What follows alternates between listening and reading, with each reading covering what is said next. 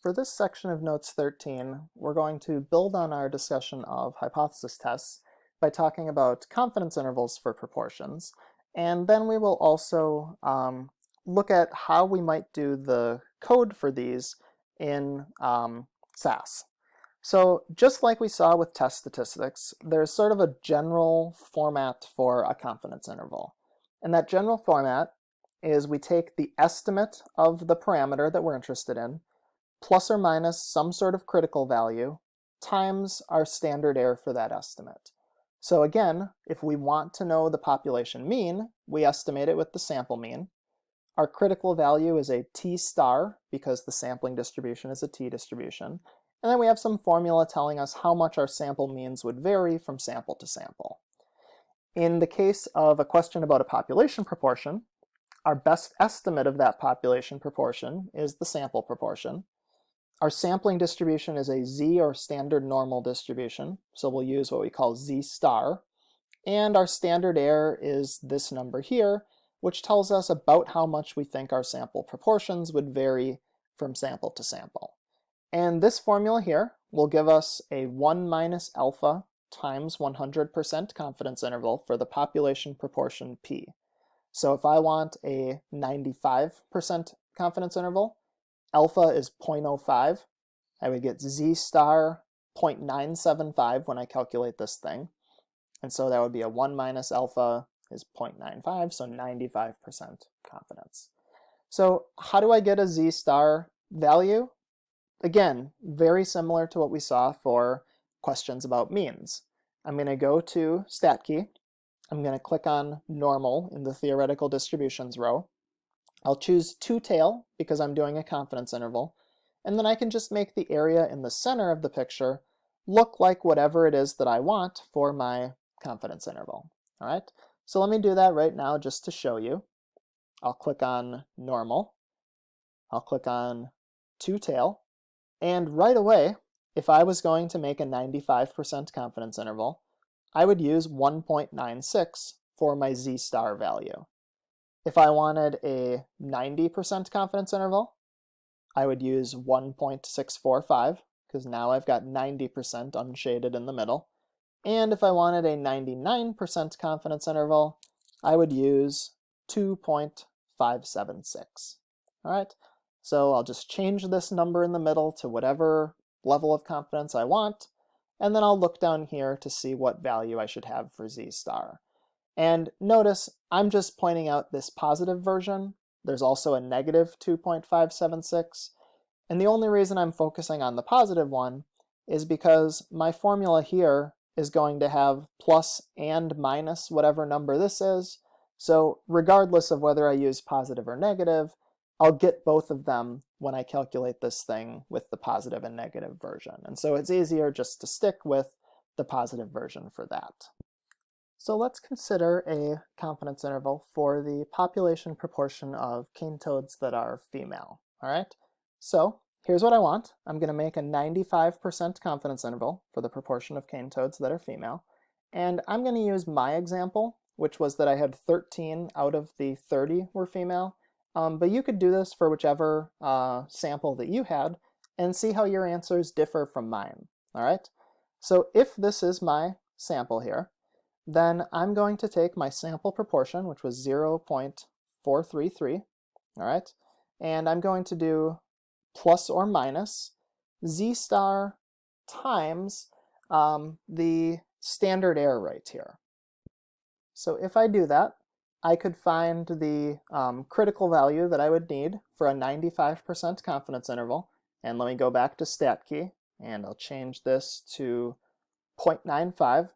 And we saw that we get 1.96 here.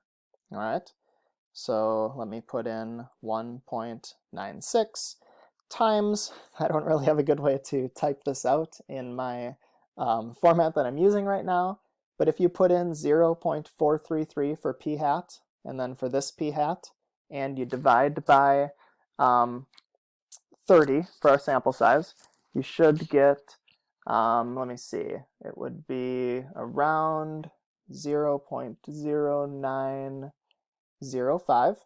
All right, so putting this together, I get 0.433 plus or minus about 0.177.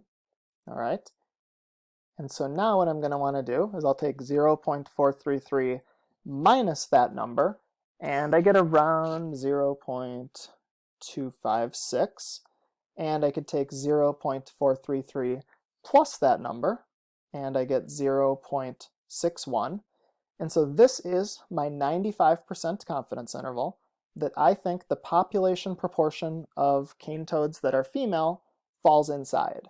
So if I wanted to interpret that, I could say I am 95% confident the population proportion of cane toads that are female is between 0.256 and 0.61. All right?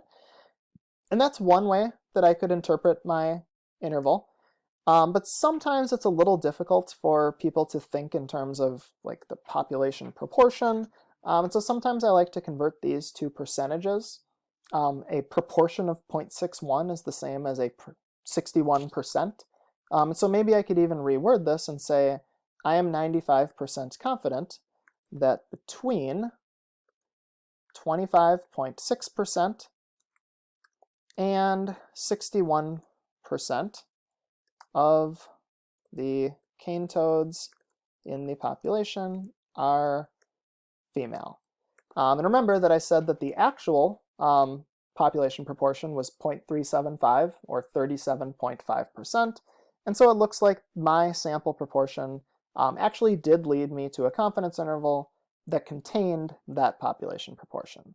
Now, obviously, this interval is still relatively large. Maybe that's not super useful for the biologists wondering what percentage are female. And so you could ask yourself, well, what could I do if I wanted a narrower confidence interval? And maybe you want to pause this real quick and see if you can come up with the answer on your own. But there's two ways that we could do that. One way is maybe instead of being 95% confident, I'm okay only being 90% confident or something like that. That would give me a narrower interval because I don't need to cast as wide of a net to make sure that the population proportion falls inside of my net. The other way is maybe 30 cane toads isn't really enough to get a good idea about the whole population. So maybe I want to go back and take a sample of, say, 100 cane toads and see if that gives me a narrower confidence interval that's a little more useful to me. All right, so we'll do another full example where you get a chance to think about how to interpret a confidence interval and work through a hypothesis test.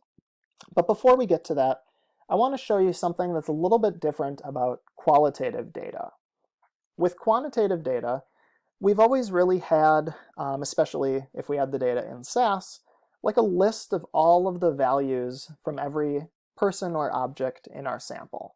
So for example, if I'm studying the weights of babies, then I had a list of every single baby's weight. When I was studying the heights of the plants, I had a list of every single plant. And I really needed that to understand what my sample consisted of. Now, with qualitative data, there's actually two ways that the data can be given to us without taking away any of the information. So we can still have what we call raw data, which is every single data value listed out like before. But we can also have the counts, which would be sort of a summary of our data. And what we'll see is you don't actually lose any information when you give counts for qualitative data. So if our data was raw values, this is sort of what you would see. You would have, the name of your data set, the name of your qualitative variable. So we've got this $ indicating that this is qualitative. And then every row in the data set would represent a person or object or observation in our study that we were doing. And so if we were doing that, we're going to use a new procedure. FREQ stands for frequency, so the frequency procedure. And for this, we'll type data equals and the name of our data set, like we've seen with every procedure in SAS. And I'm not going to expect you to really memorize all of these different pieces. But this is what's going on with this code here. We'll write the word tables and then the name of our variable, and the very first thing that it will produce for us is a table telling us how many people or observations we had for each of the categories in our variable. So for this example, if you ran this code, you would see that it said there were 2 no's and 3 yeses. And if I put my semicolon right here, it would just give me that table. But if I want a hypothesis test or a confidence interval or things like that as well, I'll add a slash. I'll add the word binomial. Don't really worry about what that means. If you've seen it in another stats class, great. If not, we're not going to dive into it too much. But the things that I do want to pay attention to here is inside these parentheses after the word binomial, I will put p equals and then some sort of value for my null model. So for this problem up here, I thought that p was 0.4. So I would just put p equals 0.4 right here. And then the important thing that we need for qualitative data is SAS needs to know which of the categories are we actually studying. So in this case, if I put level equals no, that means that I want to test the proportion of no values. I want to know what percentage of people responded no.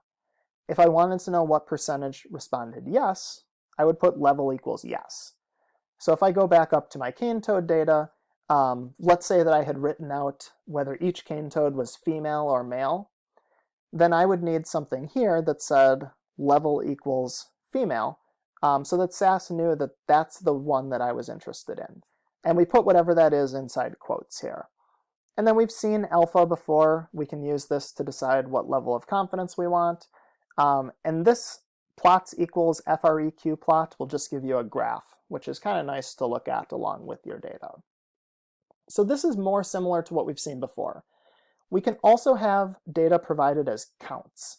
And what I mean by counts is it's a summary of all of the people or objects in our data set. So I've still got my qualitative variable here, but I also have a quantitative variable that tells me how many people or objects are in each category. And now my data just has a row for every category rather than a row for every person or object. So I know that some people said no. That was 2, so it's response followed by count. And some people said yes, and there were 3 of those. The code that we would run in SAS will look exactly the same for counts and raw data, with the only difference being that we'll add another line here that starts with the word weight and will tell us how many people were in each of those categories. All right, so we need to put weight and then the name of our quantitative variable. And if you're curious what happens if you don't include that, try running it with an example and you'll see that your output looks pretty weird. All right, so summary of what we talked about in this part of the notes: what a confidence interval is for qualitative data, how to calculate and interpret one, and then this idea that we can have data show up as raw data, where each row represents a person or an object, or as counts, where each row represents a category, and then we have a separate variable telling us how many people or objects are in that category. So this sort of wraps up the material part of Notes 13.